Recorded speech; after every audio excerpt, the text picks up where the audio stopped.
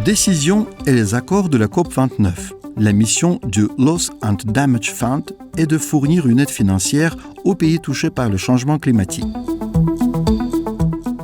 L'un des résultats les plus importants obtenus lors de la COP29 est la pleine institutionnalisation du Fonds pour les pertes et dommages pendant la COP29, grâce aux efforts de l'Azerbaïdjan. La mission principale de ce fonds, proposée sous forme d'initiative à partir de 2022, est d'apporter une aide financière aux pays les plus touchés par les effets du changement climatique. L'institutionnalisation complète du fonds par les pertes et dommages lors de la COP29 créera des conditions suffisantes pour qu'il puisse commencer à fonctionner et financer des projets à partir de 2025. Il convient de noter qu'à la suite de la COP29, le montant des fonds promis par les pays au fonds pour les pertes et les dommages s'élève à plus de 730 millions de dollars américains. Le président azerbaïdjanais Ilham Aliyev a identifié la résolution des difficultés causées par les conséquences du changement climatique sur les petits États insulaires comme l'une des principales priorités de la présidence de la COP29. De ce point de vue, la présidence de la COP29 a atteint cet objectif stratégique avec le lancement du Fonds des pertes et dommages et le volume élevé de ressources financières promises. En outre, la feuille de route de Bakou pour l'adaptation a été créée sur la base du document sur les objectifs mondiaux d'adaptation par la décision finale de la COP29. Un dialogue de haut niveau à Bakou sur l'adaptation sera organisé lors des prochaines sessions de la COP. Cela permettra de discuter chaque année de la question de l'adaptation lors de la COP, conformément aux intérêts des pays en développement.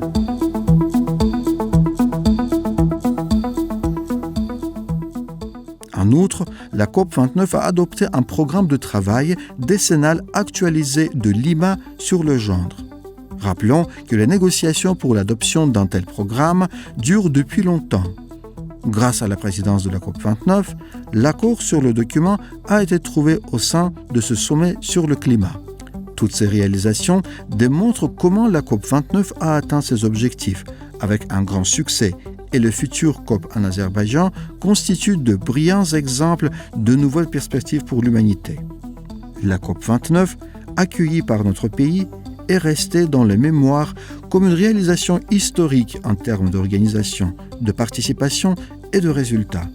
L'importance internationale de cet événement mondial se poursuivra avec ses contributions importantes à la lutte contre le changement climatique. Vers l'Azerbaïdjan occidental. Les 5 et 6 décembre, la communauté de l'Azerbaïdjan occidental accueillera la 2e conférence internationale sur le thème « Droit au retour », promotion de la justice pour les Azerbaïdjanais expulsés de force d'Arménie. Une conférence de presse de la communauté a été organisée avant les travaux de la conférence. Le député Aziz Alakbarli, le président du conseil de la communauté de l'Azerbaïdjan occidental, qui a pris la parole lors de la conférence de presse, a déclaré que la conférence serait d'une grande importance pour attirer l'attention de la communauté mondiale sur la question du retour à l'Azerbaïdjan occidental. Cette année, nous préparons la 2e conférence internationale. Les 5 et 6 décembre, nous tiendrons notre 2e conférence internationale. Cette fois, la conférence sera intitulée « Droit au retour, promotion de la justice pour les Azerbaïdjanais qui ont été expulsés de force d'Arménie ». Plus de 100 représentants venus de 50 pays participeront à 5 panels et les experts étrangers discuteront de l'idée du retour en Azerbaïdjan occidental. Nous écouterons 5 rapports. Cette conférence est très importante pour porter notre idée de retour au niveau mondial. Je crois que cette conférence sera une nouvelle étape de notre lutte pour nos terres historiques. Le chef de la communauté a informé également que suite à l'observation effectuée dans 600 cimetières de l'Azerbaïdjan occidental, il a été constaté qu'il n'en est resté que 2 et qu'il n'y avait aucune trace de 450 cimetières existants. Dans le même temps, environ 150 cimetières sont en ruine et il est presque impossible de les restaurer. Les travaux dans ce sens se poursuivent. Actuellement, les mosquées et les tombes sont observées. Il convient de noter que nos compatriotes ont été victimes de nettoyage ethnique. de génocide et de déportation à plusieurs reprises au cours de 200 ans. Nos compatriotes, installés depuis des milliers d'années en Azerbaïdjan occidental, ont été expulsés de leurs terres ancestrales. Saïd Mamadov, défenseur des droits humains, a déclaré dans une interview à la radio internationale que le droit au retour en Azerbaïdjan occidental devrait être rétabli. La déportation massive de la population de l'Azerbaïdjan occidental, qui est le territoire de l'Arménie actuelle, a eu lieu à plusieurs reprises. Cela se produit en 4 étapes. Nous parlons maintenant du retour des personnes qui ont été forcées et totalement déportées dans la dernière étape entre 1988 et 1990. Bien entendu, ils ont le droit de rentrer, car après la fin de tout conflit interétatique, le processus de retour des personnes déplacées par les conflits est en cours. Il y a plusieurs problèmes. Le premier est que l'Arménie ne présente aucun plan pour le retour des Azerbaïdjanais. En même temps, cela fait longtemps que les biens immobiliers et des unités administratives entières des Azerbaïdjanais expulsés ont été saisis. Les Arméniens y vivent. Mais nous espérons qu'avec le temps, les Azerbaïdjanais déplacés pourront retourner dans leur patrie historique. À cet effet, ils ont créé leur propre communauté. Les Arméniens dans le monde international tentent parfois délibérément de présenter cette communauté comme une revendication territoriale de l'Azerbaïdjan contre l'Arménie, ce qui n'est pas du tout le cas. C'est une communauté, c'est une organisation non gouvernementale. Ils veulent s'unir et retourner dans leur pays et leurs souhaits sont conformes à tous les principes du droit international et tous les principes des droits de l'homme. Et nous espérons que ce retour aura lieu dans un avenir proche. Il convient de rappeler que le 5 décembre est le jour de commémoration de la déportation des Azerbaïdjanais occidentaux en 1987 et 1991. Une conférence internationale similaire s'est tenue l'année dernière ce jour-là. Plus de 100 représentants de 44 pays ont participé à la conférence internationale intitulée « Assurer le retour sûr et digne des Azerbaïdjanais déplacés d'Arménie ». Contexte mondial et solutions équitables.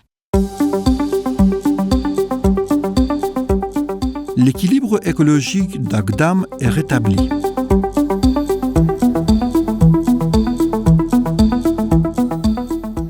Depuis près de 30 ans, l'Arménie a causé d'importants dégâts aux ressources naturelles et à l'environnement dans nos territoires occupés.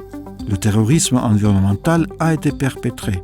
Le district d'Agdam est l'un des districts d'Azerbaïdjan dont l'écosystème a été détruit. Ici, les ressources naturelles ont été spontanément exploitées, ce qui a perturbé l'équilibre écologique.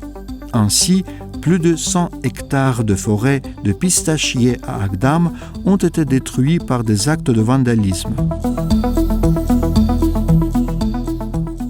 Les Arméniens ont même détruit le monument naturel daté de 400 ans dans la région d'Agdam qu'ils occupaient.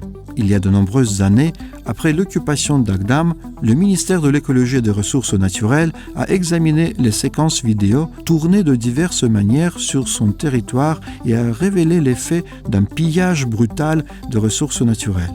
Il s'est avéré que les Arméniens ont fait exploser et abattu le sycomore, vieux de près de 400 ans, et l'ont emporté en Arménie. Il convient de noter que 14 sycomores orientaux âgés de 140 à 150 ans dans la ville d'Agdam et 71 sycomores âgés de jusqu'à 400 ans près du village de Boyamadli ont été enregistrés comme monuments naturels protégés. À la suite des incendies provoqués par les Arméniens dans les villages de Guluj, Garvand, Goytepe, Paparvand, Galashilar et Boyamadli, la verdure a été complètement endommagée. Il existe des actes pertinents sur ces faits. Ilham Aliyev, le président de la République d'Azerbaïdjan, abordant cette question dans son discours à la 76e session de l'Assemblée générale des Nations unies, tenue en septembre de l'année dernière, a déclaré que l'Arménie avait commis un écocide, un génocide contre l'environnement dans les territoires occupés de l'Azerbaïdjan. En Apparemment, la politique terroriste mise en œuvre par l'Arménie ne cible pas seulement les villes, les villages ou les personnes qui y vivent, mais vise également à perturber l'équilibre écologique. C'est un facteur très dangereux. L'Arménie, qui a été vaincue au cours de la guerre patriotique de 44 jours, doit également répondre de ses actes devant les lois internationales. Nous prenons désormais des mesures importantes pour restaurer l'état écologique des territoires libérés. Dans les territoires des régions de Fusuli, Zangilan et Agdam, des milliers d'espèces d'arbres différentes, principalement des sycomores de l'Est, ont été plantées et des graines de chêne et d'autres arbres forestiers ont été semées.